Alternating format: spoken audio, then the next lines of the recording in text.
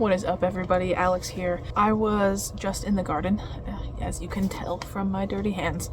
I was about to plant my garlic, or at least as much of it as I can plant for the year right now. And I thought maybe you guys would like a beginner's easy 3-step kind of guide to growing your own garlic. I feel like garlic is one of those things that almost everybody uses in their kitchen because, well, it's delicious, but it's also a long-term crop to grow, meaning you would normally plant it in the fall and not harvest it until the end of spring or beginning of summer. So it actually takes 9 months to grow garlic from when you put it in the ground to when you harvest it. Yes, 9 months, the same amount of time that it takes to grow a human. That's what I said. So I just thought that since it was such a daunting thing to grow, at least for me, maybe it would be for you guys too, I thought I'd give you guys just an easy guide on how to grow the best garlic that you can. So the first thing that you need to know when it comes to growing garlic is what to plant. And there are a couple of variables that go into that. So first of all, you need to know that 1 clove of garlic will produce you, when grown properly, 1 head of garlic. So 1 clove planted equals 1 head harvested. If you don't know, this is a head of garlic, right? And you can see there's multiple little bumps and ridges. So you can kind of break the paper along those ridges and pull off carefully, because you want to leave on the paper 1 clove of garlic. So you plant this and you'll harvest this, basically. After knowing that, the next thing you need to know is what garlic to plant. This in my hand is actually store-bought garlic. I got it from Walmart for I think $1 a head, maybe. It is soft-neck garlic, because soft-neck garlic is typically what is sold in the grocery store, because soft-neck garlic has a longer shelf life. It can store anywhere between 6 and 9 months on the shelf, whereas a hard-neck garlic would only be between 4 and 6 months, maybe up to 8 months, depending on your storage availabilities. Then the last 2 things, and arguably the most important things, are that grocery store garlic is not guaranteed to be disease or fungus free, meaning you can have a disease in your soil that can transfer into your garlic that isn't harmful to eat, but then creates a disease, that leaves a disease in your soil. So if the garlic that you buy at the grocery store happens to have a disease or a fungus or a bacteria and you plant it in your garden, then that could contaminate your garden beds. I don't necessarily have that issue because I grow, as you can see, in containers. So even if I did contaminate a container, I could just basically toss out that whole thing of soil or figure out how to remediate it. So that's not really an issue for me. And the last one being that depending on where you are and what grocery store it is, the garlic that they sell there is sometimes sprayed with anti-rooting and anti-sprouting hormones, because they are looking for a long shelf life. So they don't want their garlic to sprout or root on the shelf and then them not be able to sell it. That would be a loss in money. So sometimes they are sprayed with those chemicals that I don't, I've been eating grocery store garlic my whole life, so it's not that big of a problem. But if you are a person who cares deeply about that, then that might not be the route for you. You could ask your grocery store maybe, and they may or may not know, but that's just something to understand. Okay, so that was store-bought garlic. I do apologize that this video is going to probably be chatty. So store-bought garlic. Then you can go with locally sourced garlic, which is if you know a farmer in the area, or if you have a local farmer's market or something like that, you can buy seed garlic when it's for growing, like not for eating. When it's sold for growing, it is called seed garlic. So there might be someone near you who is selling it, and they will be able to let you know how exactly it was grown, what was sprayed on it, if it's organic, all that type of jazz. And usually they will also know what variety they are growing. So that is always a good option.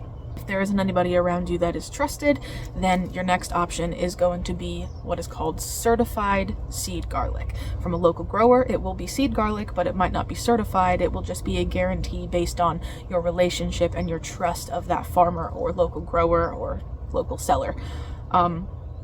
So if you want to go the best possible route, I'd say, the most reliable route, it is going to be certified seed garlic.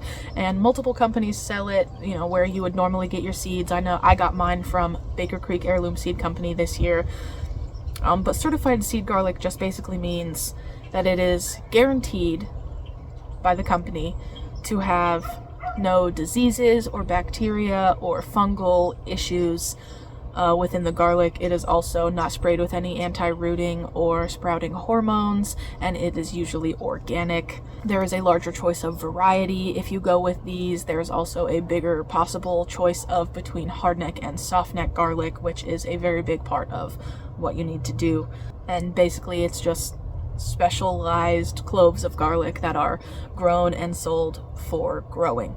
So to sum all that up, you have store-bought garlic, locally sourced garlic, or certified seed garlic from a company that you could possibly grow, and it's just based on what is better for you, which one you should do. And then there is hardneck versus softneck garlic. Hardneck is the garlic that is more cold tolerant, the heads are bigger, the garlic flavor is stronger, the cloves individually are also bigger, but there are less cloves per head of garlic. Oh, and the hardneck garlic has a shorter storage life, being between 4 and 8 months ish, depending on your storage availability and capability. Whereas a softneck garlic, which is what you would typically buy in the grocery store, I'm sure some grocery stores sell hardneck, but it's mostly softneck. And that is due to the fact that it has a longer storage life, so it stores between 6 and 9 months. There are more cloves per head of garlic, but they are oftentimes smaller. The garlic flavor is more muted, and they are less cold tolerant to grow. One more thing about softneck garlic is after you have harvested them, they're easier to know when they need to be harvested because their soft necks will break. Their necks will break basically, and you'll know that it's time to harvest them. As well as after harvest and after curing, their soft necks make it able to be braided. So if you want to braid and hang your garlic, you might be steering toward a softneck variety rather than a hardneck. Please excuse the fact that my garden is a bit of a mess right now, but we are going to talk about the second step on how to get your best garlic harvest, which will be how to actually plant your garlic, when to plant it, and how to treat it once it's in the soil. So you've already chosen what kind of garlic you want, hardneck, softneck. You've already chosen what variety of garlic you want and where you want to buy it. Now you need to know, well, when do you plant it? And I already touched on that a little bit when I said that it is typically planted in the fall and grown all the way through the winter, through the spring, and into even the beginning of summer. It does take 9 months, like I said, to bring a clove of garlic all the way to harvest. So it is the long game, but I think it is worth it, and homegrown garlic is really, really delicious. I've only grown it one time last year. Before, but it was the strongest tasting garlic I have ever had, and I actually just grew it from grocery store garlic. So in my zone, which is zone 6B, 7A in southern Missouri, garlic is typically planted between the middle of October and the middle of November. A lot of people have a tradition to plant their garlic on Halloween, so if that's a thing you want to be a part of, go ahead and do that. I don't necessarily do that. Maybe I will eventually, but it's not a big thing on my list. I personally would like to plant my garlic as close as I can to the first frost, because garlic does need to be cold stratified in order to create a head of garlic. Cold stratified meaning it needs to be exposed to continual pretty cold temperatures in order for the like chemicals and hormones within the garlic to tell it, hey, produce a head of garlic, or you'll just grow 1 clove per clove and some of them will rot, and that's not helpful. So last year I actually didn't plant until the middle of December, and that was a bit late, and then the garlic got hit with some pretty bad heat in the summer because I had to push the harvest date back. So I was trying to plant sooner this year. Today is November 1st and I'm just now getting it planted, but that is sooner, so that's fine. Also, my first frost came later, so it kind of worked out anyway. After knowing when to plant it, and it'll be different based on your zone. Like I said, I'm basing mine on my first frost date, so if you're in a different zone than me and have a different first frost date, it might be a different timing of when you should plant, but it will be in the fall, over winter, and into the spring. If you live in a zone that is consistently warm, meaning you don't get very much or even any freeze at all, then you will need to basically manually cold stratify your garlic. So usually when people do that, they will buy their seed garlic, or they'll source their garlic, they'll put it in a paper bag and store it in the refrigerator for 2 to 3 months before they plant it, and that will kind of act as the stratification manually to then tell the garlic to produce a head for you. Okay, so now I'm going to show you how to actually physically plant the garlic. I have early Italian purple garlic here. This is some of the seed garlic that I got from Baker Creek this year. So you start with a head of garlic like this. You break it apart into cloves as gently as you can because you want to keep the paper on the garlic. Try not to pierce the garlic with your fingernails if at all possible, and like I said, keep the paper. So I just try to find the seams and then slice only the paper with my fingernails, and then I try to just lift the garlic head slowly, maybe even push on it from side to side to detach it from the rest of the head of garlic. Oh, here it comes. Oh, I peeled some of the paper off. That's not ideal, but this, I'll still use this to show you what the plan is. So you remove 1 clove of garlic from the head and you plant it pointy side up. So the same direction that you removed it from the garlic, that's how you plant this flat piece on the bottom, is where the roots are going to come from, and it is going to sprout from up here. So you want to plant it this direction, and a general rule is double the depth of the garlic is how deep you want to plant it. So if your garlic is usually between 1 inch and 2 inches, then you want to plant it 3 to 4 inches into the soil. So let me turn you guys around and show you down here in the container. Okay, so this container isn't completely full. I will have to add compost to it once I plant my garlic, but there is about my whole finger's length of soil in there already. So if I were to put it at the very bottom, the roots wouldn't have very much room, but it would be completely covered. But I am going to add compost, so what I'm going to do is put it maybe to where the top is just barely covered by the top of this soil, and then I'll add about 2 inches of compost on top of it. I might even keep these poking out just a little bit to give it some more space, and then add maybe 3 inches of compost on top. So I'm just going to take this and... Oh, this is Happy Frog by Fox Farm potting soil, by the way, just a high quality potting soil mix. And then, like I said, it'll be topped with compost. So I'm just going to take this and kind of sink it just barely into the soil like that. And then that will also help me be able to know where they are individually and leave enough space in between. So you'll want to leave probably they say between 4 and 6 inches. But, you know, the more space they have, the easier it is going to be for them to grow large. So I'm probably going to err on the side of 6 inches, but if you wanted, you could even go up to something like 8 inches in between each one. As you see, I just kind of splayed out my hand and made a circle around it. That is the minimum that I'm going to plant near it. So that's at least 2 inches on either side, and then that'll be 2 inches from the middle of the next one. So I actually can't fit very many heads of garlic in here, but garlic is a crop that will be totally worth it in my opinion. So like I said, I don't have my compost right now, so as a simulation, you will cover that with about double the amount of soil as there is thickness of garlic. So like I said, about 2 inches on top of where the top of your garlic is. So about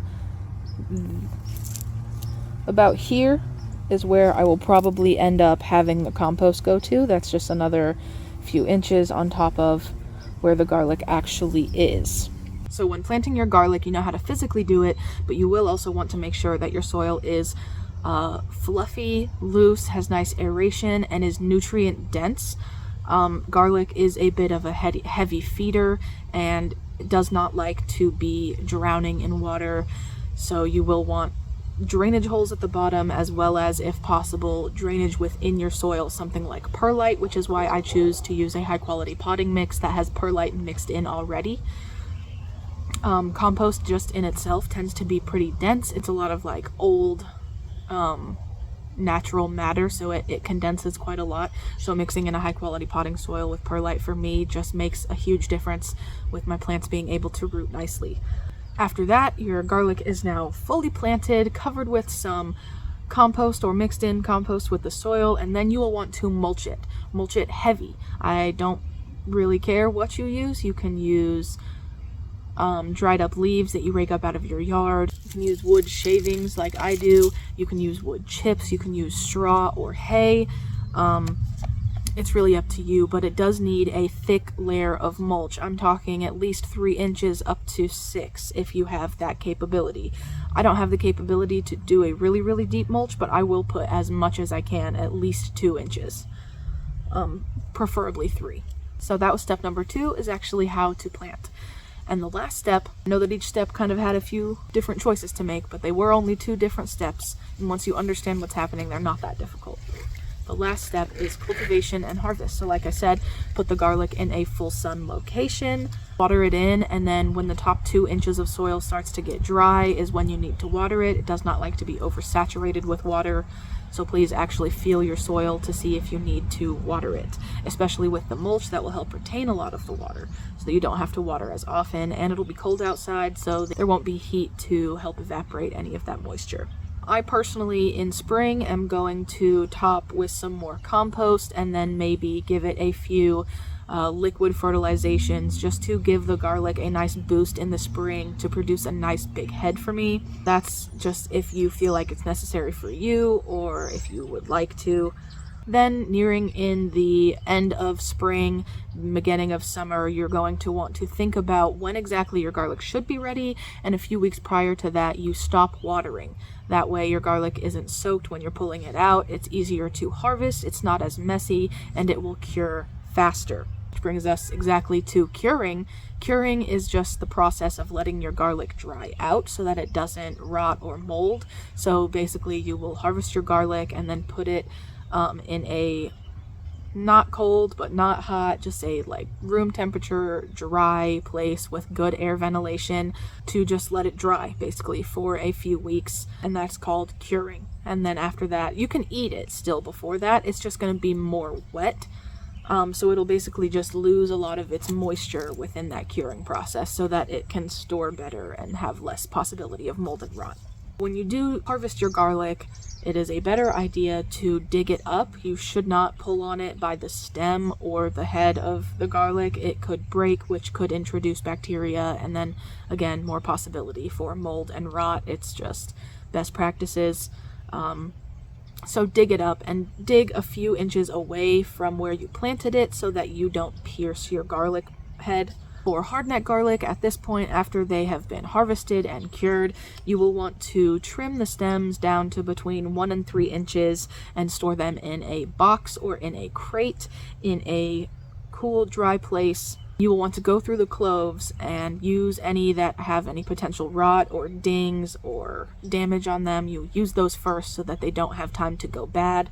For softneck garlic, you can store in a box or a crate the same way as the other ones, or you could braid them together using the soft necks of the garlic and hang them, which is very gorgeous, but you know, you can only do that with soft necks. And then again, use the worst cloves first. And if you're going to save any of your garlic cloves that you grew for planting again in the next fall, you should save the biggest cloves of garlic, because the biggest cloves will create the biggest heads of garlic, meaning you kind of have to think of it like energy. The biggest cloves of garlic will have the most energy to produce a bigger head and keep themselves sustained and make a better root system over the winter while they're not sprouting. So basically, the smaller the clove you plant, the smaller head of garlic it's going to produce. And if you're interested, I'm actually going to be doing an experiment on that this year with my grocery store garlic. I'm going to plant 1 container of these very small cloves and 1 container of the normal to large size cloves and see which one does better, just because I know from knowledge that I've gained through resources that the smaller cloves produce smaller heads, but I would just like to see, and I thought it would be interesting, especially for someone else who also hasn't done the experiment. So what you need to do is choose when you need to grow, choose what garlic you want to grow. You already know now how to plant it. Now just cultivate it and then harvest in summer. It's basically pretty easy. I really thought it was going to be hard, and I treated my garlic really, really badly last year, and it still produced fairly decently for me. I lived for a few months off just the garlic that I was growing, even though the heads and the cloves were very, very small. But that's okay. We win some and we lose some, and I learned. So thank you guys so much for watching, and I hope you grow some beautiful garlic.